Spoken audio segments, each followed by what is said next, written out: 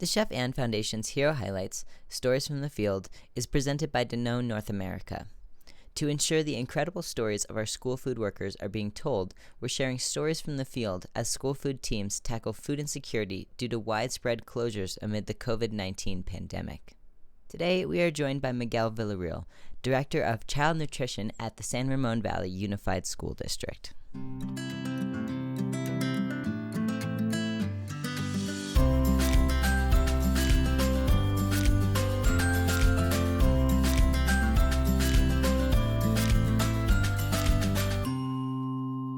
So my name is Miguel Villareal, and I've been in the child nutrition world now for close to 40 years.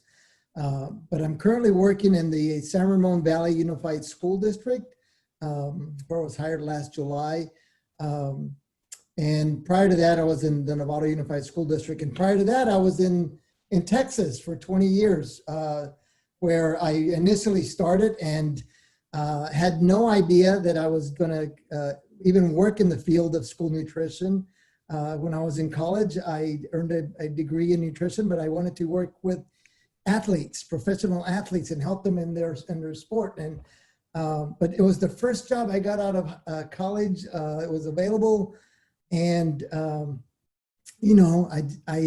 have made a career out of it.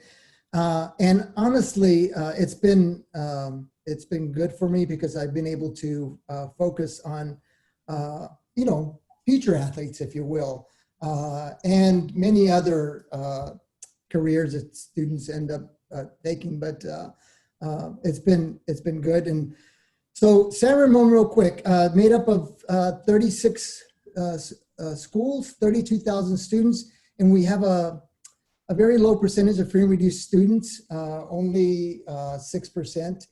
And we were serving an average of about 6,000 meals a day before COVID. And then we had a robust a la carte program. And we'll get a chance to talk about what we're doing now. So you told me about how you got into school food, which was awesome. I'm wondering what drives your passion? Why did you stay and why did you start that career? Oh yeah, thank you for asking that.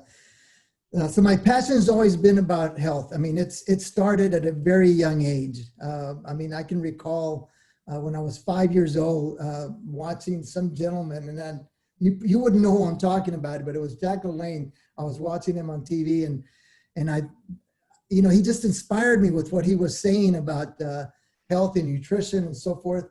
And that had a lasting impact on me. And I just continued to be interested in nutrition and in health. And so then that led me to, as I said earlier, to schools, working in schools. And over time, that working in schools and just learning about food systems really just brought to light the person that I am today, and learning about food justice and food inequities that were present all along, but we just weren't paying attention to it at the time. We were concerned about the health of the children and what we were doing, and making sure that the bottom line was healthy as well, with budgets and so forth. But over the years, it's just you realize that our programs are way underfunded. The employees are not paid sufficient salaries. There's been lots of highly processed foods in our programs, which is truly an injustice because serving these kids these foods that we know are harming their health. So pulling all that together has really helped me continue to work on the things that I really enjoyed doing, and furthering the passion, and that is not just our health, but the health of the environment and the planet overall. So it's been a good fit for me. You shared that, and it resonates so deeply with why I'm involved in this work as well. And I just want to agree with you there. Yeah, honestly, I wish I knew what I know now when I was your age, because I think, this next generation, your generation, is going to you're going to be able to take it a whole nother level that, where, this is what life's all about, right? In other words, as those of us who have been in this for 40 years, we're passing the torch at some point, and so, but it's your generation that's really going to carry that torch and going to take all these experiences from everyone all around us and improve the programs. And I really right. believe that that's what's going to happen. That's right. Well, that's one of the reasons why we are so excited about these hero highlights, because that's exactly what this is. It's providing you that platform to pass down that learning and that knowledge. Yeah. So I'd love to hear you spoke about your team a little bit. What are you most proud of your team's work during this unprecedented time? Yeah, no, our team has been incredible. Just like many of my colleagues around the country, we literally shifted our programs within 24 hours. We had full salad bars, as many programs have across the country, making meals from scratch. We took that program and completely 180, 32 schools, 150 employees, retrained and said, this is what we're going to do. No touch points, everything in containers. Students were still coming to the cafeteria at that time. This is before March 16th. I mean, that date will remain in our brains forever before we shifted to complete curbside service. But our employees were incredible in terms of just stepping up and understanding the role that they play. And which is something that I've said all along, is those of us that have worked in this industry truly know the role that our child nutrition employees have played all along. I mean, from my early career, when I started in 1983 to today, I mean, I just have seen these incredible women and men just put all their energy and efforts in making sure that we're providing the best services for our children, and really selfless, right? Selfless commitment on their part. It couldn't have been shown any more during this COVID pandemic, where everybody in our area, in our 7-county area, were told to shelter in place, and there were only a handful of essential employees that came out and actually did some work, and the child nutrition employees were with that crew. So how could we not be proud of them? That's right. How could we not be proud of them? Did you see an increase in food insecurity and need in your community since the start of the pandemic with the stay-at-home orders and such? Yeah. So what we've known, I've known, and many of us have known for years in our communities, is that we have families that are truly food insecure, but yet do not qualify for the free and reduced lunch program. That's right. Okay? Yeah. They live above the poverty level, but way below the cost of living standards. Yes. And so those families that we've known, they just have not been participating. I mean, I can't tell you over the years how many of those families have just stopped by my office, mom, dad, with their bills and saying, to show me proof that, this is all I earn. I'm not, I'd like to try to apply for meals for my children, but we don't have the resources. So it's been really disheartening for me to see that over the years. And so I'm telling you this story because today we're able to, because of the waivers that were put in place, especially the area eligibility waivers, which allowed us to, in a district like ours, is to just provide meals to all families. So those that are in need, the 6% free and reduced, and those in between. And yes, we have seen many families come out and actually tell us how thankful they are, and even put it in writing. My husband has lost his job. Thank you for you and your team. And on. Just praise and accolades about the work that we're doing, and the fact that we're helping them out. So that's reassuring to our staff as well. So yes, those food insecurities are real, and they've been real for a very long time. Yes, and they're now all the more relevant and public and known. Absolutely. Can you explain your emergency feeding program? What did it look like? Yeah. Well, initially we had no idea what it was going to look like. And in fact, I'll be quite honest with you. I mean, as a food service director, and you're hearing all these orders about shelter in place. I mean, my first concern was, how am I going to keep these employees safe? That's All right. right. And so fortunately, there were some other organizations that were just as concerned as we were, and started really putting together resources for us. I mean, literally overnight, to provide us with some guidance. So within a couple of days, we were, making sure that we knew we were going to do curbside service, and we knew that we were going to do grab and go meals, and that's what we started with. And that has evolved to the point where we started with serving meals Monday through Friday, and then as this, we started learning more about COVID-19 and the concerns with safety and so forth. We then just went to multiple meals 2 days a week. Parents drive up. Some of them have their kids in the car, some don't. They have their IDs, the student IDs. We have them drive up to another table where we actually set the food. The parents wear their masks. They get out of their vehicles. They take their food from the table. So that we're always, 6 feet or more from each other. And of course, our working environments are also the same way with our employees. We're set up in our multi-purpose rooms and spread out so we can, put all these meals together. We have a refrigerated trucks. Luckily, we're at 3 sites, so that's how we're able to keep all our food nice and safe as well, and the right temperature. And then we're bringing food out as we need it, especially in these hot days. That's right. Milk, we have huge coolers, so we keep our milk in. We've gone to quart-sized containers instead of the little pint-sized units that we give out with all our meals on just one day a week.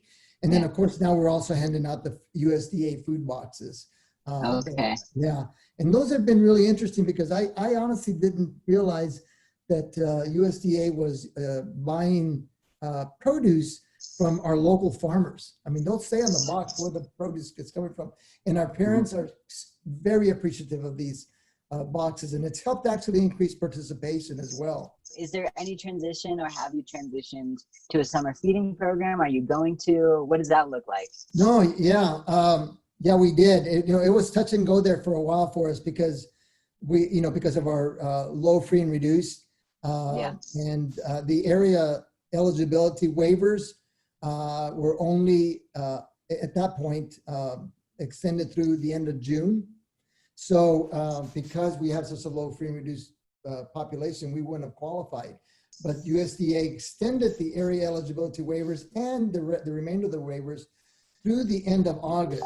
So we were just able to transition into summer emergency meal services without any hesitation. As I said earlier, I've been around a long time. So I've worked in many districts with the summer, not emergency meal services, but just summer programs, meal programs. And they've been, depending on the district, we didn't have employees that necessarily wanted to work during the summer. We didn't have students that came out, even with all the, advertising and communication. It was just hard to get students out. But I was pleasantly surprised that the number of our employees that signed up to work during the summer. And I'm also pleasantly surprised at the number of families that continue to come even during the summer. It hasn't wavered. The number of families that have come out has not wavered during the summer, again, through communication and so forth.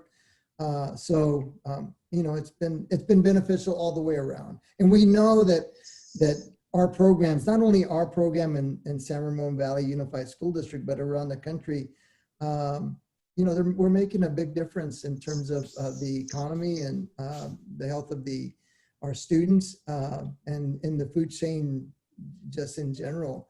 Suppliers, manufacturers, farm workers, farmers, etc.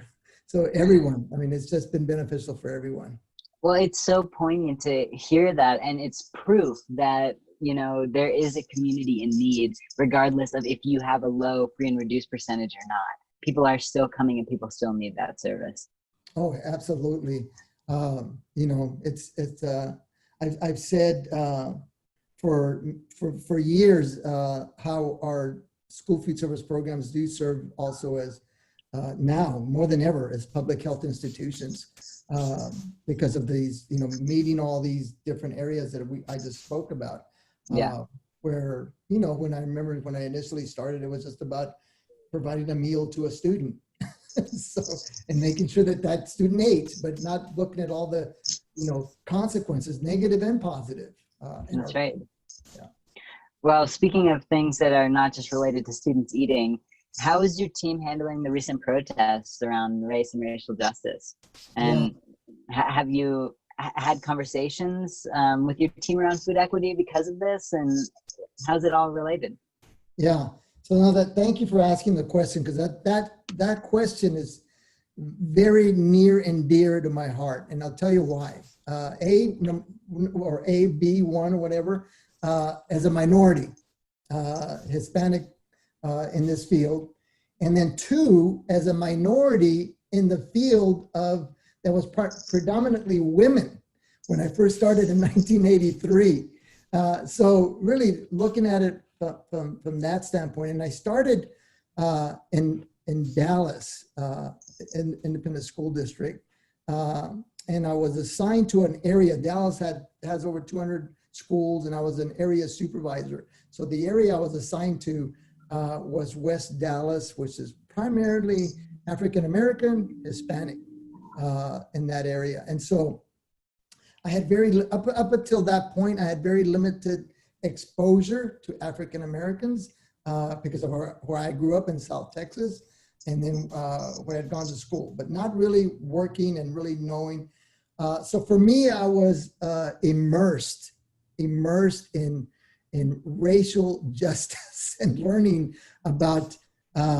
I'll just tell a story. I mean, this is early on when I was just hired. I was in one of my kitchens, and I asked one of our managers. I said, "Why are there 2 bathrooms in here? Is this which is the men's bathroom and the women's?" She goes, "Oh, no, this is not men and women. This is whites and blacks in our kitchens in 1983." Now, we weren't using them in that respect, but those kitchens were so old that's what they were about. And that just honestly blew my mind. I wanted to learn more and said, "What are you talking about?" And so over the next 8 years, I really got to know them. I got to the employees that I was working with, know their families, know their backgrounds, know what they aspired. So for me, that was the first. Again, in the early 80s, I was in my early 20s and just learning about this. And I've always just held on to that racial inequities from that time, and that now has now over the years has just blended with food injustice and food equity because it's all connected.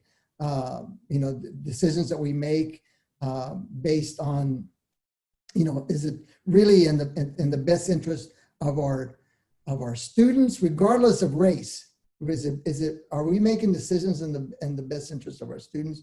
And the answer is no, not always. So for me, it is now taking, just like when I came out to California, I had to re-educate myself in the food system. That's what made me who I am today. Is I just started reading a ton of books about, starting with Michael Pollan, and that led me to many other books. but learning about the food system. And I just felt like I needed to, as most recently, also just re-educate myself about racial injustices, and learning about, truly what's going on, civil rights and so forth. And I've been doing a lot of reading in the last couple of months. I honestly, at this point, so when you ask me what's the conversations with my team is how do we take that information and work it into our programs in terms of diversity training and racial injustices, and tie it into food injustices and food equity, and truly having an understanding. I also just want to say that over the years, the employees that work in our programs are primarily, culturally diverse. I mean, that's just the makeup of the employees that work for us. In every district that I've worked in. So, they, of course, understand, all these implications of what we're seeing with racial injustice. But I just think that what I'd like to see is training. So we're all on the same page, if you will. We know our purpose of why we're there, and not only in terms of what we're trying to define about healthy food, but how that really blends into, as I said earlier, food equity and food injustices that we've seen in our programs over time. Have you noticed any change in your program participation due to the protests or rising, obviously because of rising unemployment, but perhaps closing of grocery stores? Yeah, I initially thought that we were going to have a problem because we knew of a couple of protests that were even in San Ramon and Danville and so forth that were scheduled, and I thought, oh my gosh, we're going to see a decrease in participation. I remember the local police department made some announcements to our families. There's going to be protests, so be safe, stay at home, don't come out. And so we just thought, oh my gosh, it's going to impact our Monday, that week's meal service. But it really didn't have any impact at all. And maybe because of the communities that we're in, they weren't close to where they were having the protest. I'm not sure if it was that. I think it was one of two things. I think it was that they weren't close to where we were serving, and then it highlighted the fact that these families are in need. For them to come out when the chief of police is telling them to stay home, they're like, no, I need to feed my children, and I'm going to go out there. That's important to me. So that's a high priority. I'm not saying they put themselves in harm's way, but they certainly knew we were out there, and they came. Well, it's also a testament to you all for continuing to serve and to offering it regardless of the situation, because you know that they need that. Yeah, we definitely did. Do you have any idea what your program will look like in the fall? Yeah, we've had a lot of meetings. In fact, in the last 2 weeks, I think I've been in over just our district alone, in over 30 Zoom meetings to determine what we're going to do when school reopens. So, child nutrition, the one thing I can say about child nutrition employees is that they are well trained, not only in our district but around the country. They're very well trained. We showed that when we went from March 13th serving in the cafeteria to March 16th serving on the curb, that we can pivot in literally overnight. So we don't know what it's going to look like. We do know that there's lots of models that are being discussed, and in fact, being brought to the board tonight. Actually, these models are being brought to the board. I doubt any decisions will be made, honestly, but we never know. But we're getting close. So, but all that to tell you that our work, we child nutrition employees, we're ready to adjust to just about anything. I mean, literally anything. But what we need is some direction from the school board.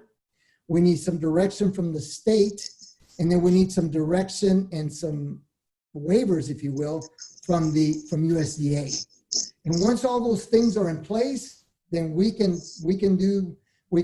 whatever system it is, whether it's the kids coming half a day in the morning and another group of kids coming half a day in the afternoon, and we're serving the morning kids at this time, and we're doing curbside service for them, or serving them in the classroom as they're leaving, and then making time for or cleaning up and serving the kids that are coming in. All those things we can plan if we know we've got all those waivers in place and direction in terms of what we're going to do. So a couple of things I want to add to that is that the other thing that really concerns me is I've been talking about our staff and how great they are. We've had a loss of revenue because of the types of programs that we're offering. During the summer, we're not serving as many families. But with the kids coming back to school, I want to see those numbers again increase. I want to be able to retain all the employees that want to stay on the payroll. That's very important. I want to help them out. I want them to know that is a major concern of mine, is that I want to make sure that they are, that's not a stress on their lives, that we're going to make sure that their jobs are available and there for them.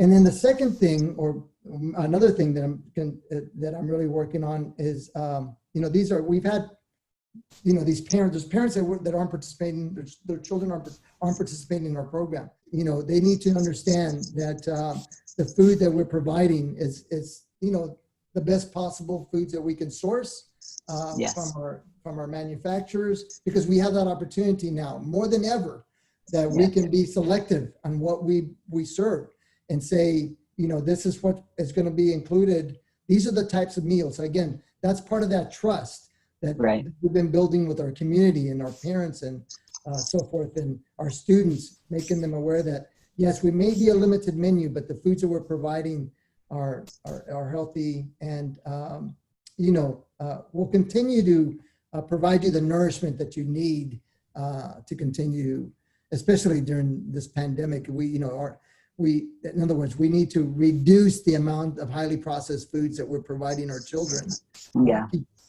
So that's what we're going to focus on. Yeah, well, that's great. Okay, so how can we as an organization and as individuals support your work right now? Yeah. Well, the Chef Ann Foundation has been doing it all along. And that is in the resources that they provide. Thank you, yeah. I've known Chef Ann for a very long time, since she started out here in Berkeley, and I've always acknowledged her and her work and her passion and enthusiasm, and over the years, she's just become a phenomenon, right? I mean, just around the world. And so with saying that, I, like all of us, I'd like to just see the foundation continue doing what they're doing and giving us the support, the training, and advocacy with what we're trying to accomplish. And I think more importantly than ever, I think this word is being used more these days, is universal meals with our students. And so, if we can see that just take off and really outline the benefits, and we have so many organizations that are behind this movement. It's something we've been talking about for years, the benefits of universal meals to our students, to our environment, land, water, air, and to animals and planet and so forth, and just all the way around. And I really, truly believe that those are the things that our programs can be a part of, and the Chef Ann Foundation can continue to support and help us move us in that direction. That's right. We are here for that movement, and we'll work until every student has access to fresh, healthy food. Yeah, Yeah, absolutely. I mean, that's the goal all the way around. totally. Yeah. And is there anything to conclude that you'd want the broader audience to know that we haven't talked about here today? Yeah, we've talked about a lot of things for sure. So we have to continue to fight, and those struggles have been there all along. They've been there in the terms of, food equity, food injustices, and even as we talked about racial injustices earlier. And so I've said, and many have said before, these child nutrition programs are prime in their communities. You bring the right people and the right resources together. We've seen it in Boulder. We've seen it in Minneapolis, Minnesota, with Birch and Weber, and we've seen it in Cincinnati, Ohio, with Jessica Shelley. We've seen it in Novato, the district that I worked in before. We're seeing it in San Ramon. So the point is that when you bring these communities together, you can bring in some sustainable, positive changes that address the health of our children through food equity, through food justice, and of course, all leading to prosperity in those communities. So for me, all that to say that universal meals can be a part of all that. Agreed. And thank you. Thank you for sharing your time and your words and knowledge with us. And it has been a pleasure having this conversation with you. Oh, absolutely. Thank you. And thank you for tuning into another Hero Highlights. We hope you enjoyed our interview with Miguel. As a reminder, if you have anyone you think should be featured for these Hero Highlights, please send an email to submissions@chefannfoundation.org. Hero Highlights is a program of the Chef Ann Foundation. We carry out our mission by ensuring that school food professionals have the resources, funding, and support they need to provide fresh, healthy, delicious cooked-from-scratch meals that support the health of children and our planet. The Hero Highlights series is sponsored by Danone North America, who offers a variety of brands that kids and parents love, including Danone, Silk, Horizon, Organic, and many more. The company's mission is to bring healthier food to as many people as possible, and they greatly value their partnership with the Chef Ann Foundation to bring this vision to life within K-12 food service. Learn more at DanoneAwayFromHome.com.